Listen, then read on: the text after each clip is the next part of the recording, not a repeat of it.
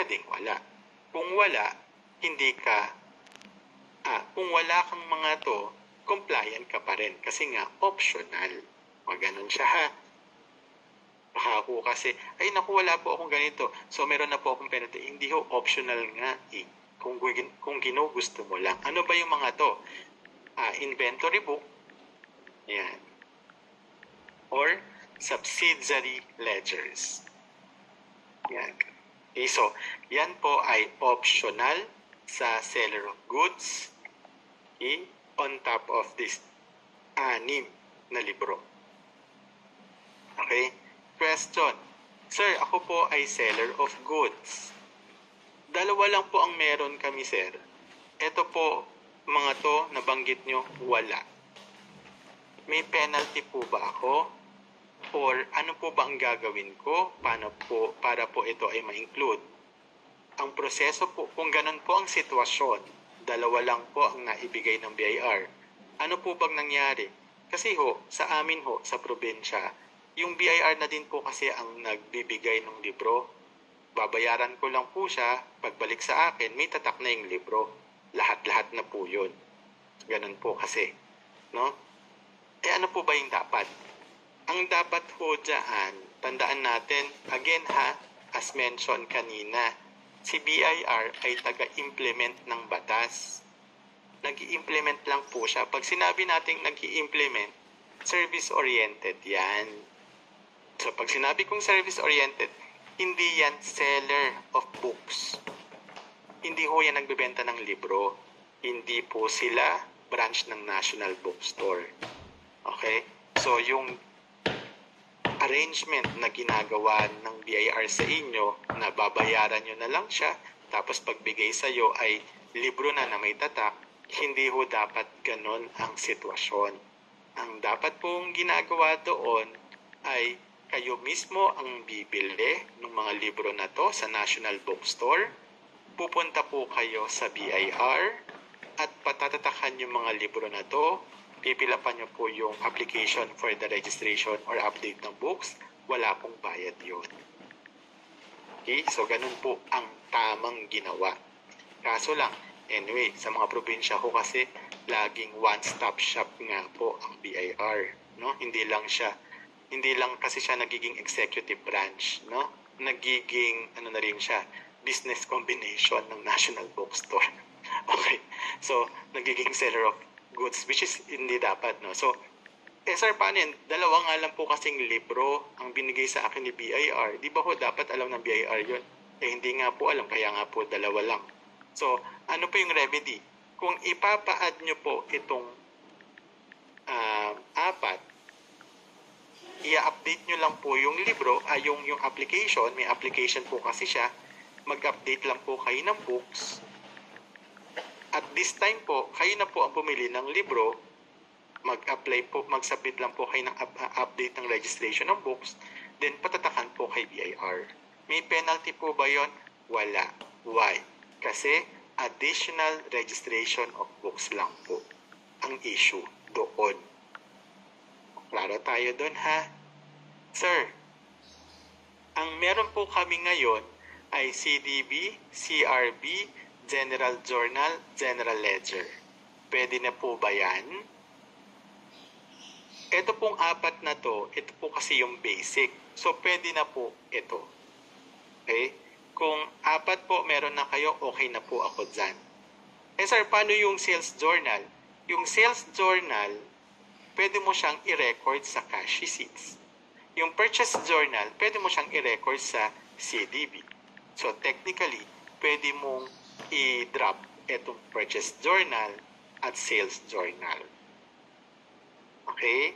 O, klaro tayo doon ha, kung 4 lang. Ngayon, kung gusto mo talaga ay kompleto, wala namang problema. O di sige, lahat. I-add mo na lang itong purchase at saka sales journal. Wala namang penalty kasi additional registration of books of accounts.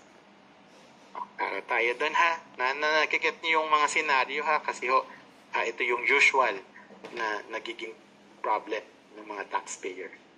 Another scenario, sir, ito pong libro na to na nabanggit nyo, wala pong na-turn over yung accountant namin. Okay, yung nababanggit nyo po na application for the registration of the books of accounts, wala din po akong nakita. So, for that matter, sa ganong senaryo, pwede nating i-presume na walang registration ng libro.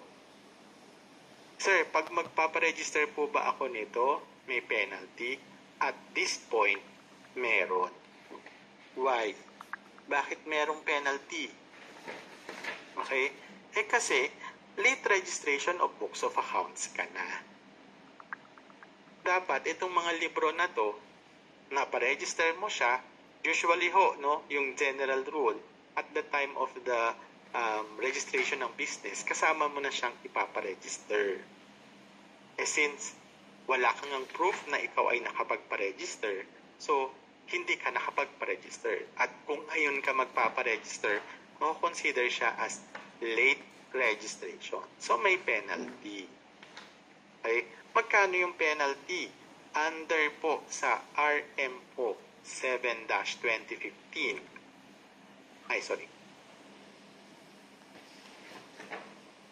RMO 7-2015. Ang compromise penalty for the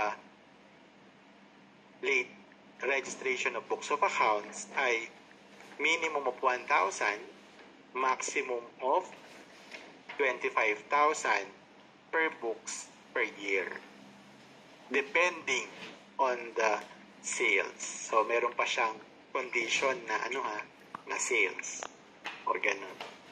May bracket po kasi siya. So, doon natin malalaman. No? So, yan po yung implication pag late registration of books of accounts. No? So, dapat meron yan. Okay? O, klaro tayo doon na. Sir, ito po bang mga libro na to, paano naman po siya ina-update or sinusulatan? Dito sa cash disbursement book po, again, sa lahat yan ano po yung definition ang ipinapasok, ini-encode or nire-record sa cash disbursement book? If yung transactions will involve cash outlay, it should be recorded sa cash disbursement book. Anong ibig sabihin nun? When we say cash outlay, generally po, you are paying expenses. Paying salaries and wages, paying utilities, paying professionals. Yan. So, pag disbursements, dapat yan ay palabas ang pera. So, technically, you are paying, it pertains to the payment of expenses. So, cash outlay yun. Pag cash receipts naman, merong inflows of cash. So, collection of receivable, collection of sales. Yan. So, pag may papasok na pera, pasok yun or it should be recorded sa cash receipts book. So, ano naman po yung purchase journal?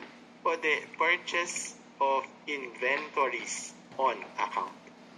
Again, kasi seller of goods. So, it talks about on the inventory. So, when we are talking of purchase journal, if these transactions will involve purchase of inventories on account, it should be recorded under purchase journal. Okay?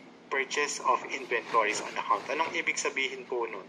Pag ikaw ay bumili ng inventory at utang, dito mo siya i-record sa purchase journal. Pero kung ikaw ay bumili ng inventories mo, pero binayaran mo agad, dito yon sa cash outlay kasi palabas ang pera. No? So magkaiba po ng transaction. No? Sales journal, ito ay purely sales on account. Yan.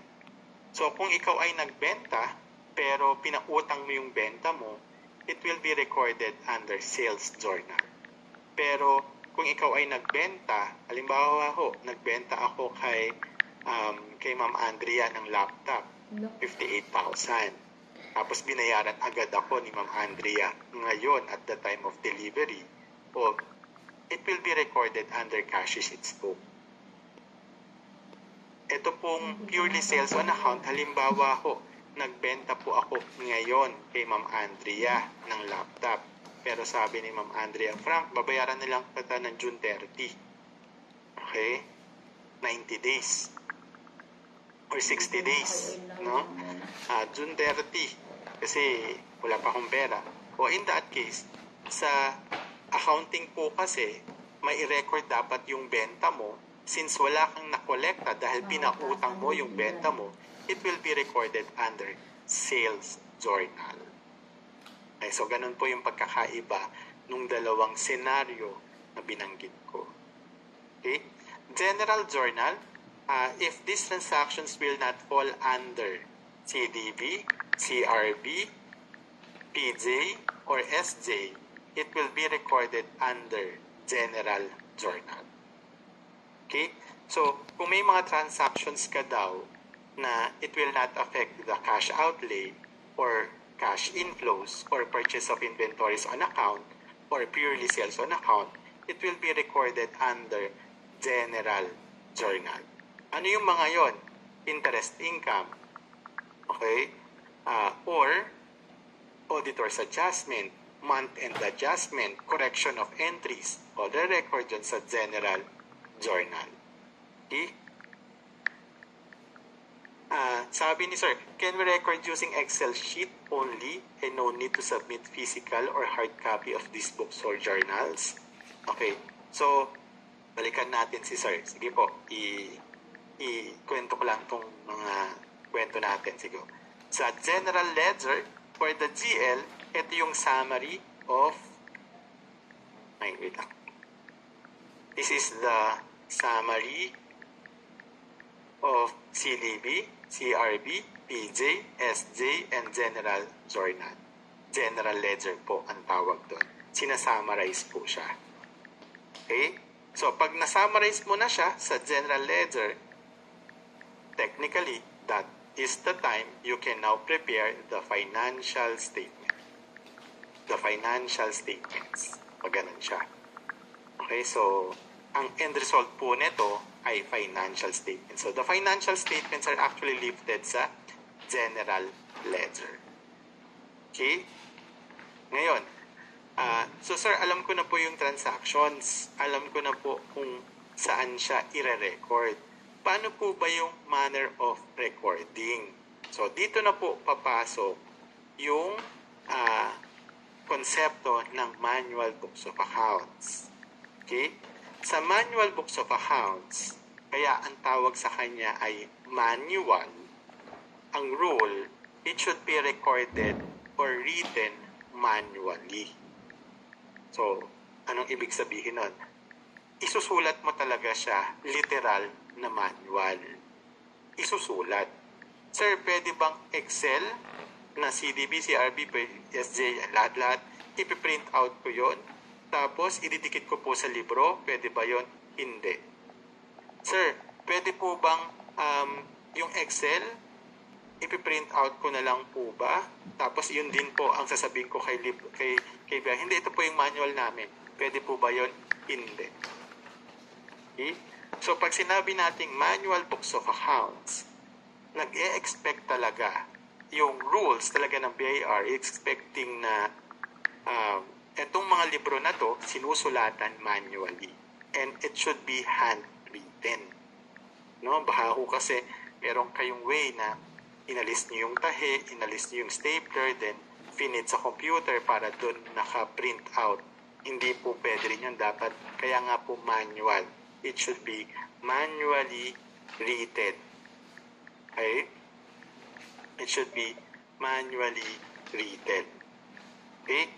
Ngayon, sir, paano yan? Pag wala pong sulat, may penalty po ba yon? Yes po. Dito rin po siya mag-fall sa ganitong compromise penalty. Okay? So, dapat sinusulatan. Sir, kailan po ba namin ito sinusulatan? Ang suggestion ko po, dapat yan monthly. No? Usually ho kasi, ito yung nakakalimutan ng mga outsource accountant nyo or nung taxpayer. No? Hindi na-update ang libro. Why? Kasi ho, lahat tayo nakadepende sa Excel. Yan. So, dapat sinusulatan. No? So, Kailan dapat sinusulatan? Dapat a month after para ang backlog mo lang ay ang backlog mo lang ay 1 buwan. Sir, paano nga po kung hindi namin siya nasulatan? Ano yung implication? Minsan ho kasi ang BIR meron siyang tax mapping. Yung tax mapping po na procedure nila, ito po yung surprise visit nila sa mga taxpayer. Isa po sa hinahanap nila na basic requirements ng kanilang tax mapping ay yung pag-update ng libro. Usually ho, ang nagiging observation namin dito, hahanapin yung libro sa taxpayer, ipapakita yung libro, walang sulat. May penalty ho yun. O kaya naman, pupunta si BIR sa taxpayer, sasabihin ng taxpayer, wala po dito yung libro nasa accountant po namin, na empleyado namin. Why? Kasi ho, work from home. Ang work from home po namin, Monday and Thursday. Nagpunta po ang BIR, Monday and Friday. Nagpunta po ang BIR Friday. So, yung accountant, inuuwi niya po yung libro. Pero updated po yun. O, yun. So, ganun siya. Anong doon? Anong violation mo doon? Updated nga, sir. Kaso lang, na-inform niyo po ako na work from home, inuwi ng company.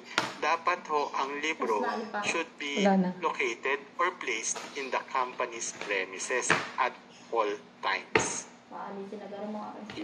Pag hindi ho, pag wala ho yan sa company nyo, kahit po yan updated, ipe-penalty ko po kayo. Ito rin po yun. Yan. Kasi ganyan po yung nangyari sa isang kliyente namin. No? Yung empleyado nga niya kasi ay naka-work from home Monday and Thursday. Okay?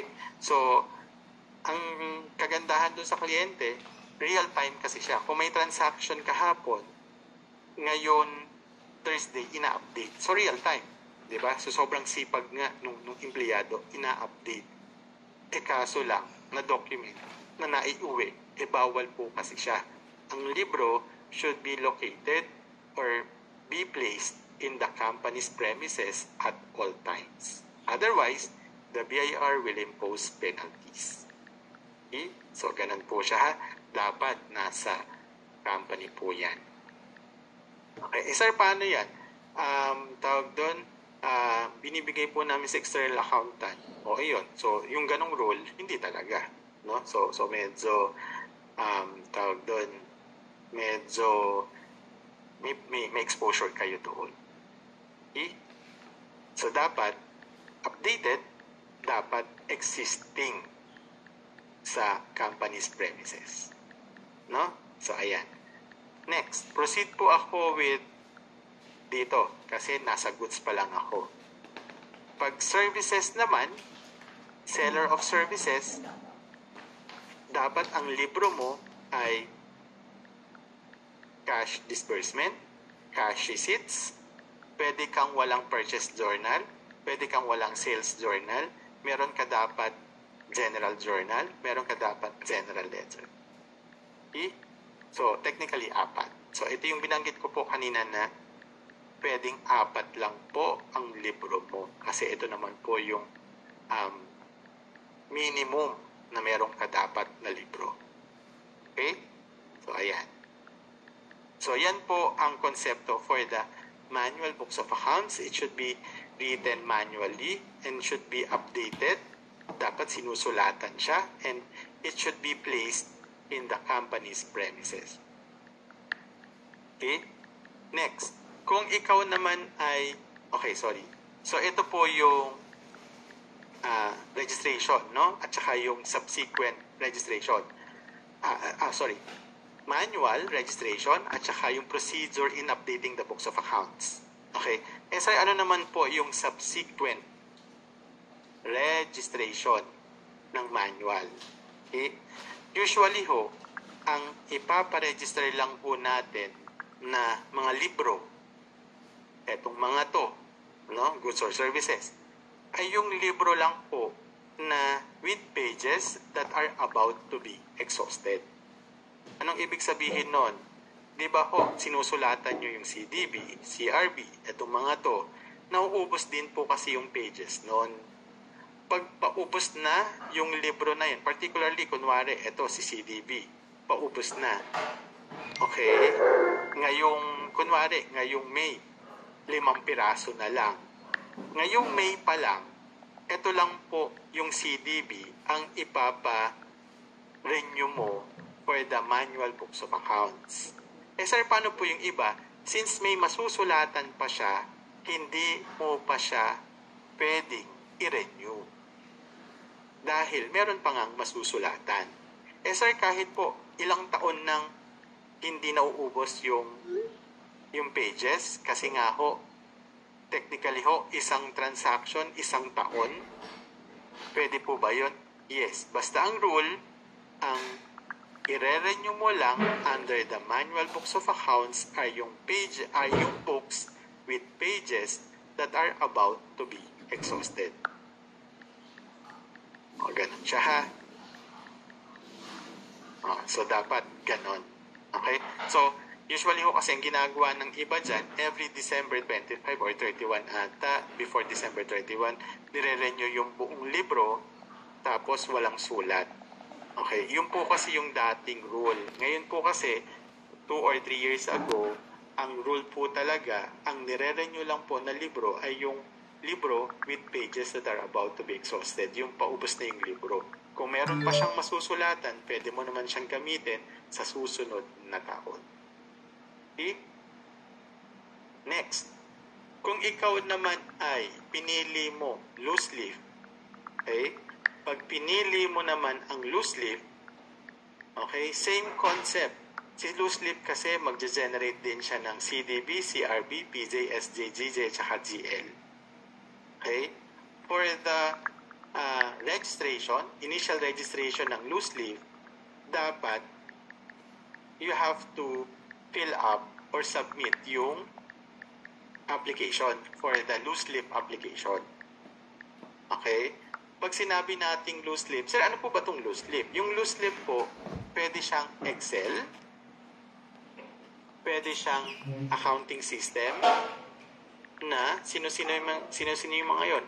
Ito yung mga usual na tawag doon na approve for the loose leaf. QuickBooks, MYOB, Page 3, Zero Accounting. Yan. So, yan po yung mga available na system sa market. Sir, pwede po bang Excel din? Pwede naman po, basta po magko-comply lang po doon sa rules nung loose leaf system. Usually ho kasi may mga requirement na information lang na dapat ilabas. Pero pwede po siyang Excel. Okay? Pwede po siyang Excel. Okay? So, etong loose leaf na to, the fact na ito ay accounting system, technically, wala ka nang isusulat. Ano pa yung susulat mo? Computer nga ito. No? So, ang requirement lang dito sa loose leaf, dapat yan ay ini-encode mo siya in real time. Kasi nga, accounting system ito. So, kung loose leaf ang gamit mo, wala kang isusulat. Okay? So, ang requirement lang dito, dapat you have to submit yung loose leaf application bago mo siya magamit. It should be approved by the BIR. Okay? So, kung loose leaf ka, you have to submit yung application mo, then, eto, i-attach mo yung mga format na to. So, and if you are using QuickBooks, MYOB, PG, or Zero Accounting, dapat valid or legitimate yung system. Hindi pwedeng crack or hindi pwedeng naka-Gilmore lang yung provider mo. No? So, dapat original. Yung Excel naman, pwedeng kung ano man yan, basta kasi hard copy naman ito. Hindi naman tinatanong yung license, if license ba yung office mo o hindi. Pero kung accounting system yan, like ito, it should be legitimate yan. Okay? Dapat original. Okay? So, yun po yung initial registration for the loose leaf. For the subsequent renewal, okay, since ito ay ini-encode, wala ka nang isusulat, okay, pag loose leaf for the renewal, meron siyang fixed deadline. Ang deadline po nito ay on or before January 15 every year. So, kung ngayon po ay 2023, January 15, 2023, dapat nakapagpa-print po kayo ng transactions for the year 2022 na ito po yung mga reports na ipiprint nyo na niluwa nung system, na prepare nung system or na-generate nung system. Ito po yun. Ipiprint nyo po from January 1 to December 31, 2022. Iha-hardbound nyo po. Pag na-hardbound nyo po siya, yung mga per libro na to, that's the time yun po yung ipapareceive nyo kay BIR on or before January 15. Okay? So, ganun po siya ha. Yan. So, dapat merong renewal. So, pag loose leaf, may fixed deadline, January 15. Eh sir, paano po kung hindi po nag-renew? Dahil kami po ay loose leaf, dahil hindi nga po namin alam. O de, may penalty po yun. Ito po yan. No? RMO 7-2015. Okay? Eh sir, paano po yan? January 15, ang sabi mo maisubmit namin yung December 31, 2022 na transactions. Hindi pa nga po namin na-finalize. Paano po yun? O de, basta po ang maipasok nyo lang pong transaction is as of December 31, 2022, yun lang po yung i-print nyo. Yun lang po ang i-submit nyo on or before January 15. Pag may mga changes po, that's the time mag-submit po kayo ulit ng amended loose leaf books of accounts. Wala na pong penalty yun kasi amended naman. Okay? Usually hindi yun nagagawa ng iba. Pero ang lagi namin sinasuggest, the fact na ang una mong na-submit nung on or before January 15 ay hindi pa siya adjusted sa audited. So technically, magbabago pa yung mga figures. So this is for purposes of complying lang dun sa January 15 deadline. Pag na-finalize na yung books of accounts mo, including the audited figures, that's the time mag-submit ka ulit nung libro mo as of December 31, 2022. Okay? So, ayan siya ha. So, may deadline pag naka-loose leaf. So, pag ikaw naman ay Computerized Accounting System or CAS, okay? Computerized Accounting System ay CAS. Ayan. Ang CAS po or Computerized Accounting System, mandated lang sila sa mga large taxpayers. Yung large taxpayers po, ito yung mga listed companies. Yan. Pag titingnan nyo po yung yung billing statement ng PLDT, ng SMART, sa ilalim po nun merong CAS permit number. So, ibig sabihin ho nun, ang kanilang accounting system ay Computerized Accounting System. So, same concept din po ng loose leaf na itong Computerized Accounting System, nagge-generate po sila ng mga reports na ito.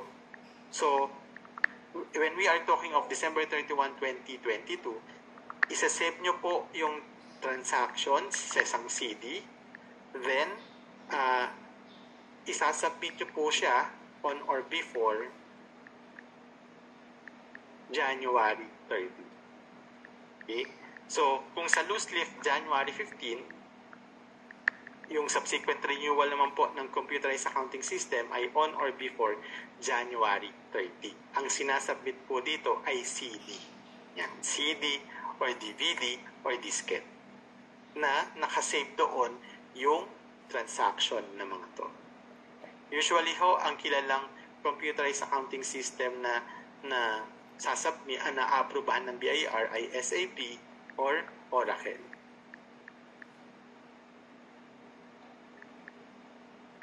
Parang ganyan po ata spelling ng Oracle. Yan. Ganyan po ha. Ayan. So usually yan po yung palaging na-approve. Again, pag hindi ka po nag-renew or nag-submit ng tawag doon ng computerized accounting system, may penalty po yun. Again, ito po yun ang magka-apply. Yung RMO 7-2015, minimum of 1,000, maximum of 25,000 based on your sales per books per year. Okay, per book per year. Okay? Ayan. Okay, so yan po yung ating books of accounts. So sir, ibig sabihin po pala kung ako ay isang ordinary taxpayer, meaning hindi ako large taxpayer, pwede kong piliin si loose leaf or si manual books of accounts. Yes, pwede po. Yung computerized accounting system, pwede mo naman itong piliin kasi mandated naman siya sa listed companies. Kaso lang, the reason yung walang pumipili dito kasi nga ho, pag computerized accounting system, ito ay medyo high-end. Ang value nito medyo significant. Yung SAP tsaka Oracle. Pero kung naka-loose leaf, mura lang naman ito. Itong mga system na to, mura lang yan. Lalo na kung Excel, baka wala pa. Yung manual books of accounts naman kasi national bookstore lang naman ito. So, medyo mura din. So, pwede kang mamili kung manual or loose leaf. Okay, ngayon ang tatanong, sir, ano po ba yung dapat?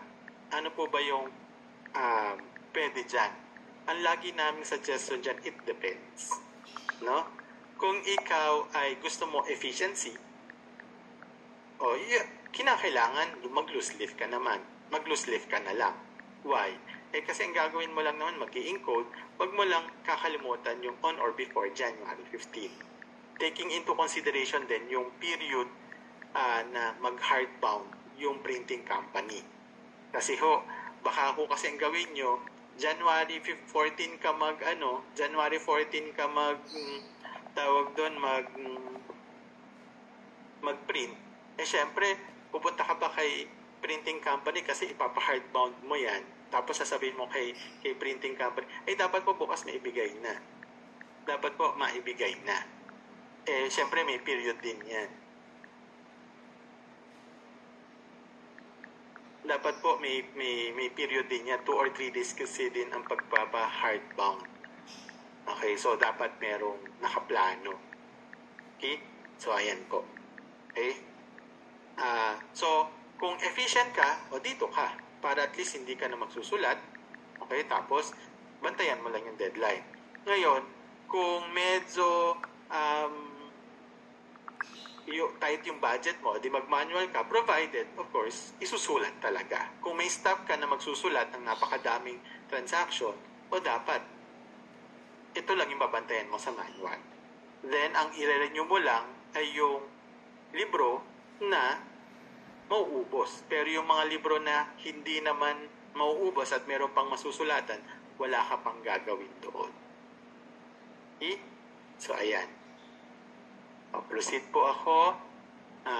Can we record using Excel sheet only and only to submit physical or hard copy of these books of journals? So, as mentioned po, yung pag manual books of accounts po, talagang yan ay manually written. Okay? At hindi pwedeng Excel at ididikit sa libro or Excel na ipiprint out at yun mismo ang ipipresent. Hindi po. Talagang yun po ang requirement ng manual. Pag loose leaf naman, ipiprint out mo yun, then ipapakita mo or ipapareceive mo sa on or before January 15 na naka-hardbound. So, yun po yung response natin doon. Okay? Ayan. Sige, proceed tayo. Ayan. Ang oras ko po kasi ay 11:30 na. So, as promised, ang start ng lunch natin ay 11:30. So, susunod ko po yung item number 5. No? Para lang hindi tayo mabitin. Balik po tayo ng 1 o'clock para i-continue natin itong ating discussion. Ito po kasing entire BIR process. Again, yung iba po niyan, na andyan po sa materials nyo, no? Yung konsepto, kasi yung iba pong binabanggit ko ay lifted po yun sa tax code. Except yung ibang nababanggit ko na practical application, wala po doon. No? So, andito lang po yun sa pinag-uusapan natin na Excel. Okay, so ito po kasing aking stage hanggang day 4 po ito. So we still need to discuss day 1, day 2, day 3, and day 4. Yan, madali lang naman yun. Pero yung from day 0 to day 4, yun po yung entire process ng compliance natin with the BIR ng isang taxpayer, kung yan ay sole proprietorship, partnership, or corporation. Okay? Sige po, 11:31 po ang oras ko. Balik po tayo ng 1 o'clock.